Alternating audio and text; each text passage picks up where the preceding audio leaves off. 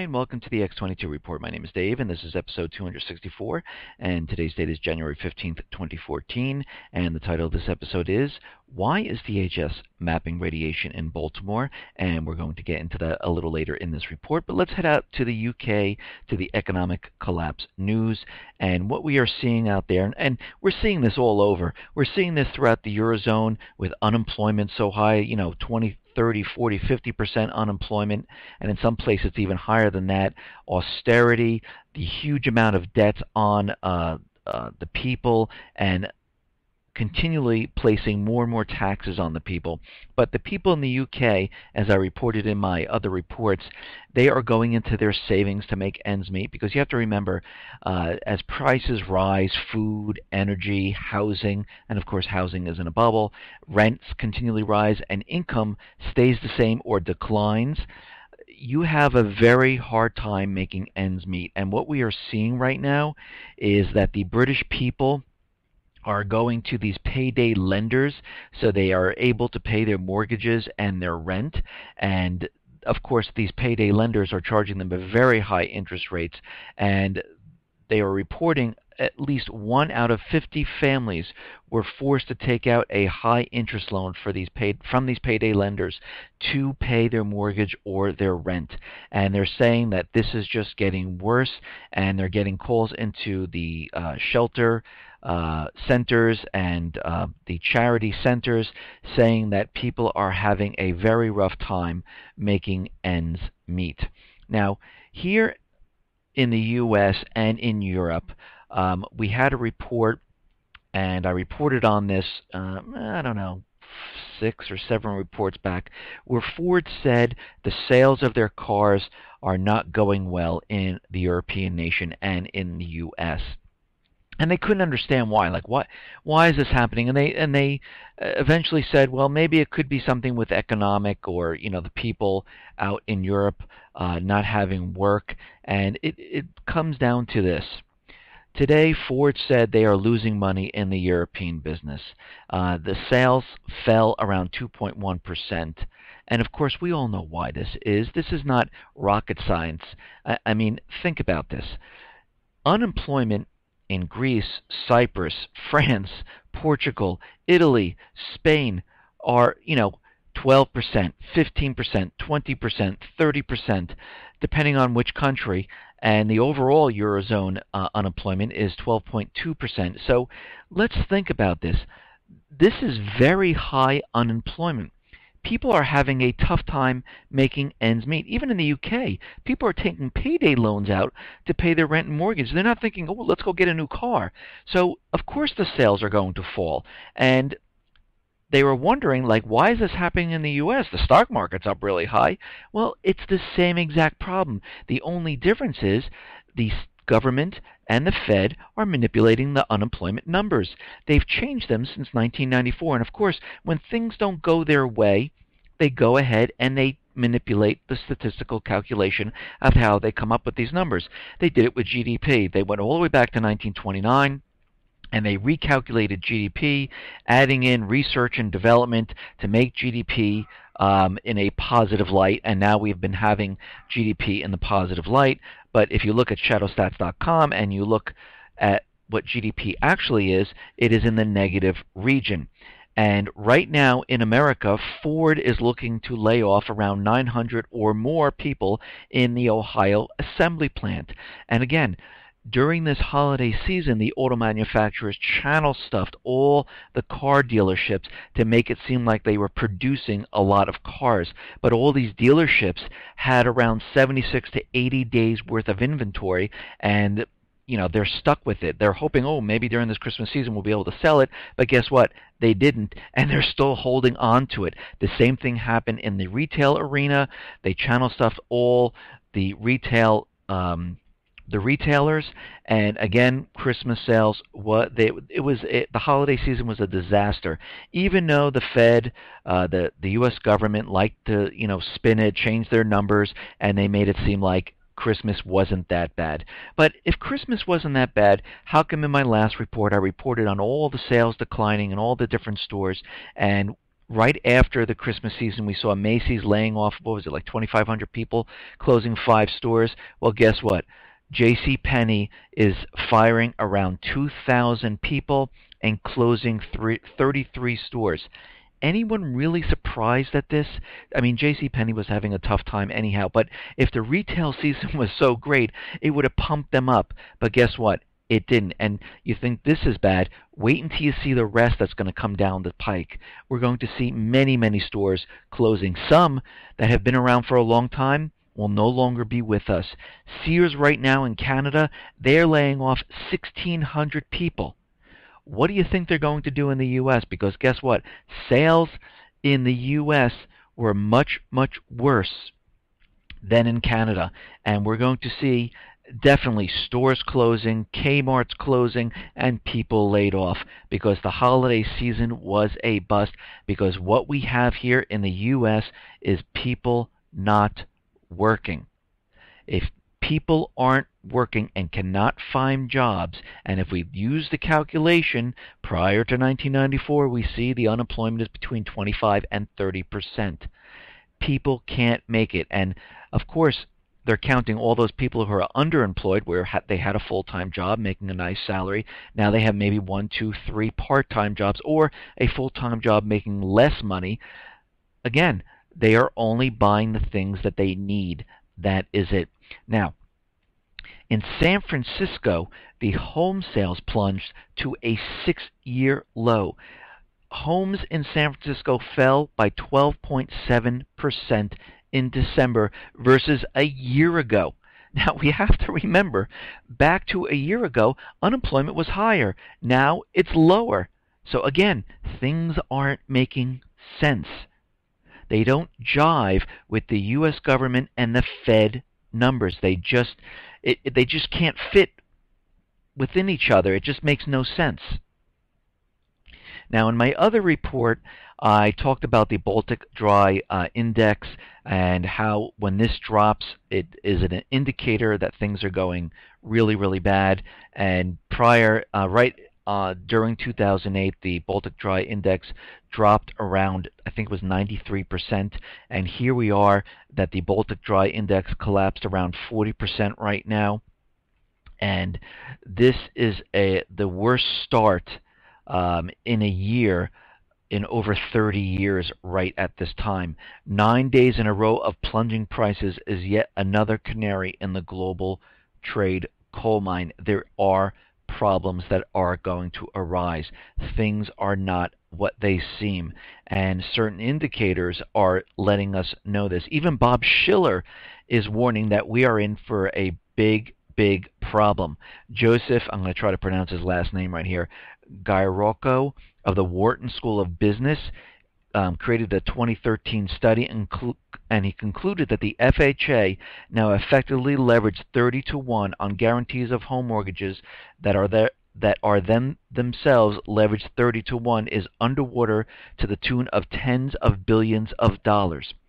The housing market is in a huge amount of trouble. We are heading down the same path we did prior to 2008. And how do we know that is happening? Because now they are giving financing, which is 100% financing. They're not checking your credit. They are even going back to adjustable rate mortgages because the interest rates are going up, which is pushing people out of the market. So what do they need to do? They have to give you the adjustable rate mortgage so the interest rates are lower. People are going to go in on this just to get their home.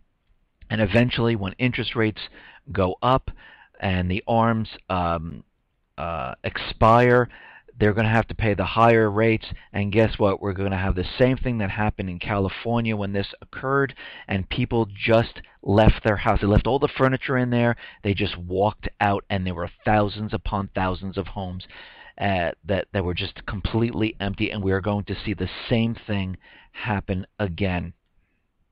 Now, I talked about how they like to change the numbers because when things aren't going their way, and I'm talking about the Fed and the government, unemployment's not going their way, GDP is not going their way, they usually, what they do is they make up a new calculation and they say we're going to change it. Well, this is happening right now with in the way they're going to track inflation. Starting in 2014, this year, they're going to recalculate how they calculate inflation.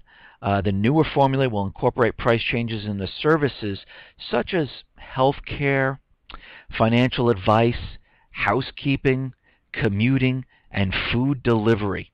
Now, why don't they include energy and food in inflation? Because those are the things, and they can even include those things, because that's when you go to the market or you go to buy fuel, those things increase. That affects your pocketbook. Let me see. Housekeeping? I don't know. I mean, that just doesn't. Commuting? What do they mean by commuting? The time you spent in the car? It just financial advice. This is what it again. Just like they did with GDP, they went back to 1929. They included research and development in GDP. Now they're including housekeeping, financial advice in inflation. Think about it for a second. What are they actually doing?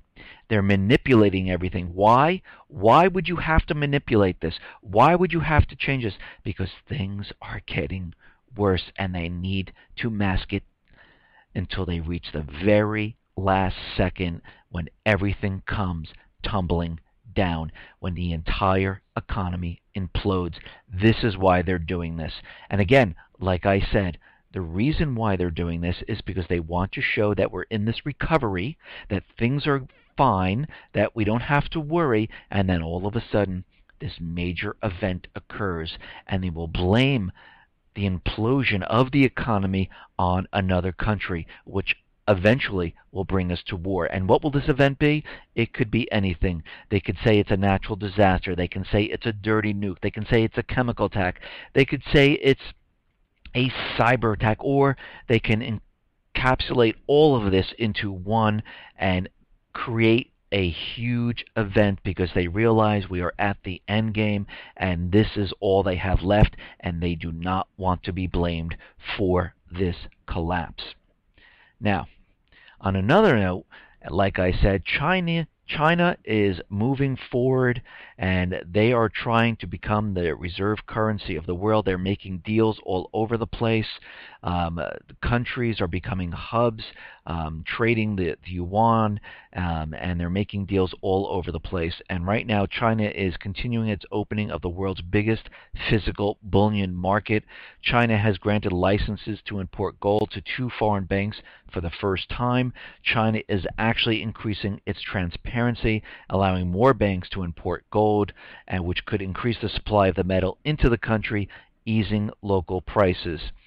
This is the first step that the regulators are taking to ensure that its gold futures contract in the free trade zone can take off. And you can see where they are headed with this. They are moving forward, making deals, and getting ready. And again, this is a huge threat to the U.S. and the central bankers, because they are fighting with military force across the Middle East and in Africa to maintain the U.S. dollar as the reserve currency, and they are actually losing the battle at this time. And again, once they lose the battle and they lose Libya, they lose Lebanon, they lose Iraq, guess what happens? No one needs the dollar anymore, and all that money comes flooding back to the United States. Okay, now, out in Turkey, which has a puppet regime controlled by the central bankers and the U.S. government, the government is proposing a bill that would give it the right to shut down a website without having to go to court. Why are they doing this? Well, because they do not want to lose control like the other countries, and they do not want to lose control of their puppet government. So this is what the puppet governments are doing. They're taking the rights to protest away from people. They're locking down the internet. They are tracking people with biometrics. And this is a police state. This is really what it is. And the Turkish Prime Minister Erdogan wants to clamp down on internet rights. They want to take away the rights.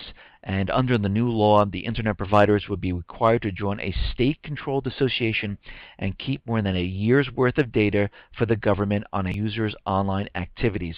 Those internet providers that do not cooperate will not have their license renewed, and they will be fined.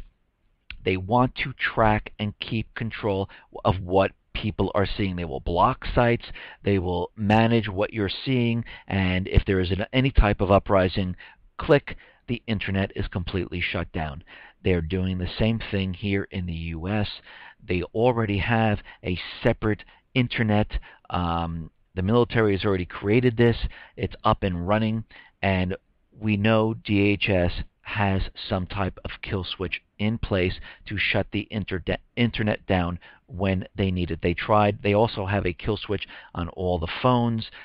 Those are being passed through every time you get an OS update, because they tried to kill the phones during the Boston bombing, having the service provider shut down. But what they didn't realize is that people still can take pictures, and they took pictures of the Boston Marathon, and as soon as the service was reintroduced, they were uploading, and pictures went out there like crazy, and they do not want this to happen. Now, we understand that President Obama and his panel looking at NSA, they are never reeling in the NSA. Actually, the NSA is going to expand even further, because they don't care what the American people say. They don't care what the government says. They don't care, because they need the central bankers, the globalists, the elite, whatever you want to call them, need to spy on what the American people are doing. They need to keep an eye on everyone. This is why they can't stop the spam from entering your mailbox. This is why they can't catch those people who stole the credit cards in Target and other retailers, because they don't care about that. They're only looking at the systems that they were open to them. They're looking at your email. They're looking at your communications on your phone. They're looking at your social accounts. They're looking at everything that you do, your banking, your financial, because they need to keep an eye on everyone, especially government officials they're spying on. They're spying on judges, and they're spying on officials outside of the U.S. And they're doing this on purpose, because they're getting investment ideas, they're getting patent ideas. They have information to blackmail certain judges and different government officials, and they need to keep this up, because when the collapse comes, they need to know who to go after, who they can control, and this is why all of this is in place. And right now we're learning that the U.S. physically hacked about 100,000 foreign computers, and all of these computers were in China, Russia, the EU, India, Saudi, and Pakistan, and they used it to gain intelligence. They are spying on every single country, as we've learned that, spying on Germany, Spain, France, you name it, they are spying. And there was a report out there from the New York Times saying that there are documents from the National Security Agency, computer experts, and U.S. officials stating that the NSA uses radio wave technology to gain access to otherwise encrypted computers or machines that are not connected to the Internet. And again, the NSA has created many, many backdoors into software, appliances, your actual physical PC. They installed firmware or software to get in, and they have backdoors. They also know the encryption keys, so any public encryption key that is out there, they already know how to break it, so it's not really protecting you. You need to create a private encryption key to protect yourself, and they have created all these backdoors. And again, when you open up a secure device like a server or a laptop or a phone or anything like this, or in the financial institution, this allows hackers out there to identify and use these backdoors to retrieve information like credit card information or personal information on people or passwords. So really what they've done is they've opened up all systems, and a good hacker would search and try to find these backdoors, and eventually they will, and they will use them for their own criminal activity. Okay, moving on here. Now, North Korea is warning of a disaster over the South Korea-U.S. drills. And of course, this is propaganda. The central bankers, U.S. government, are provoking North Korea. Again, they provoke those countries that are not on a private Western central bank. And again, of course, North Korea is out there saying North Korea warned Wednesday of calamities and disaster if the United States and South Korea push ahead with a series of annual joint military drills from the next month. And of course, the U.S. government wants to keep this in front of you because they're demonizing North Korea, they're demonizing China, they're demonizing Russia, and they want to keep this in front of everyone because when it's time for war, they know who to blame the false flag event on, and people say, "Oh yeah, I remember. It was North Korea. They were telling us they were going to attack, and they finally did. Oh, I remember. It was Syria. They were telling us, the Syrian Electronic Army continually hacked into many of the government sites and other sites, and those are the ones that are attacked. Oh, China. Yes, China was the country that I remember, and this is how they're going to do this." And the message went out to say, "We solemnly warn the United States and South Korea against staging dangerous military exercises that will drive the situation on the Korean Peninsula and inter-Korean relations into a catastrophe." And this is all propaganda trying to provoke these countries into doing something. We understand right now that France is down in Africa, the United States is in Africa, and the African Union has called on countries in the region to send more troops down there. And right now, as we know, last week the European Union, 28-member state, agreed to begin a joint military operation with the existing troops deployed in the country. And of course, this is to get all the natural resources in these countries, because we have China on the other side, which control the rebels, and who are fighting to take their country back, and China is pumping in billions of dollars into the infrastructure to help them with oil and things like that. And the other side, you have the private Western central bankers who are trying to push and keep the puppet regimes in control and take control of the natural resources. The same thing happened in Libya. We have the China on one side helping pump billions of dollars into the oil infrastructure, and then we have the central bankers, U.S. government, on the other side fighting against, they call them Al-Qaeda, to keep control of the puppet regime to sell the natural resources using the U.S. dollar.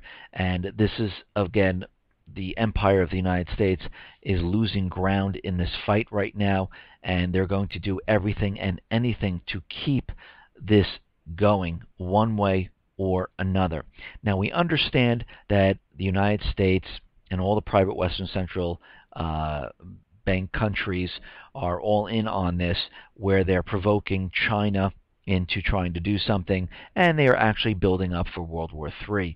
And we understand that the United States is in the Philippine region, and they've already provided warships to the Philippine people, and the Philippines has said it wants to acquire 2 more Navy ships from the U.S. to boost its maritime protection and amid military threats from China. Within the last year, we realized that there is a real threat out there in terms of securing, defending our territory, and this is coming from the Armed Force Chief Staff General Emmanuel Patista. And they want more warships because they feel that China is a huge, huge threat. Now, in the UK, they have sent out a warning to all farmers, letting them know to keep their fertilizer in a safe place, because they are warning that terrorists are coming to get their fertilizer. Welsh farmers are being urged to keep their supplies of chemical fertilizers secure in case they are stolen by would-be terrorists. Forces across the country are calling on farmers to be particularly careful with ammonium nitrate-based fertilizers, which can be used to make homemade explosives. There is no doubt that terrorists will target those things that are easy to obtain, and they want anyone to report any suspicious activity at or near your premises. It may prove to be a missing part of a bigger picture.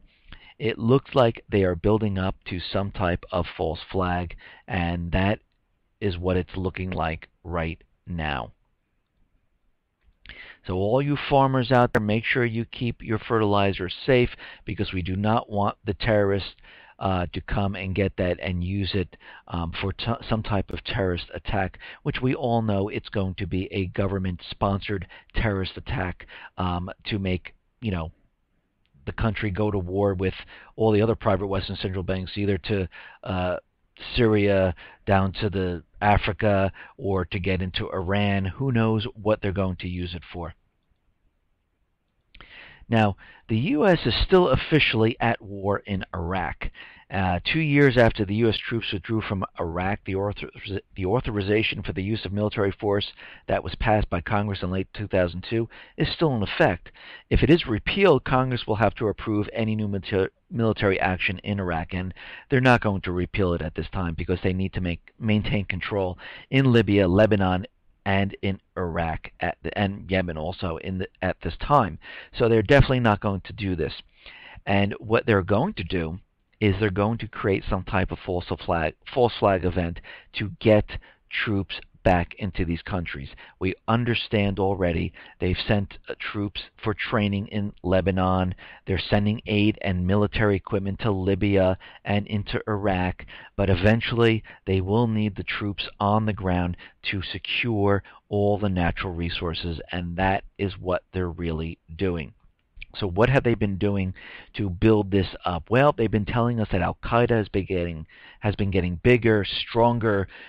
They're traveling in lone wolf packs, and we need to be very, very afraid of Al-Qaeda right now. And of course, Al-Qaeda, that title goes to many different things. Al-Qaeda fights alongside Syria to push Assad out. In Iraq, Lebanon, and Libya, we are fighting against Al-Qaeda because they are terrorists. So whatever they want to use it for, that's where Al-Qaeda, that's what they use Al-Qaeda for. And right now they're saying, and they're building this up, that I'm going to try to pronounce his name, Baghdadi, has shown open defiance by challenging Zahari leadership. And what we're seeing right now, they're saying this person, Baghdadi, is a lot worse, and they can't keep track of this person. And the FBI right now has a bounty on his head, and they are looking for him. And they're saying that he could strike in all different types of areas, and we need to be very difficult because even the Al-Qaeda factions are afraid of this person.